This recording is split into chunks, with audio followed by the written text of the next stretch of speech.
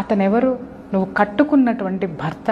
వాడు ఒక మనిషే, నీకు సంపాదించి పెట్టేటటువంటి వాడు. లేదు, సంపాదన లేకపోయినా నీ జీవితంలో ఒక భాగం.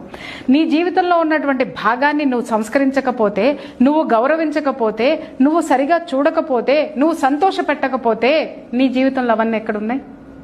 ఉన్నాయి అనుకుంటే భ్రమ. నువ్వు జుట్లు కత్తిరించుకున్నంత మాత్రాన, లేకపోతే నువ్వు ఫ్యాషన్గా తయారైనంత మాత్రాన, నువ్వు కాస్ట్లీ డ్రెస్సులు వేసుకున్నంత మాత్రాన, లేకపోతే కాస్ట్లీ లైఫ్ లీడ్ చేస్తున్నంత మాత్రాన నీకు జీవితం ఉంటుందని మాత్రం అనుకోవద్దు.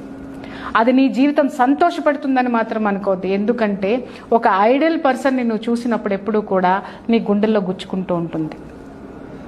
ఎందుకు అంటే నీ జీవితంలో నువ్వు ఎలా ఉన్నావో ఒక ఐడియల్ కపుల్ని చూసినప్పుడు డెఫినెట్గా నీకు ఉంటుంది. నీ భర్తని నువ్వు ఎలా చూస్తున్నావు అనేది నీ అంతరాత్మ నీకు ఎప్పుడూ కూడా హెచ్చరిస్తూ ఉంటుంది.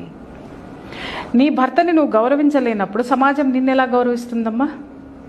నేను అడుగుతున్నాను నాగరాజు గారు. వీళ్ళని సంపాదించేవాడిని నువ్వు గౌరవించలేనప్పుడు, నీకు తిండి పెట్టేవాడిని నువ్వు గౌరవించలేనప్పుడు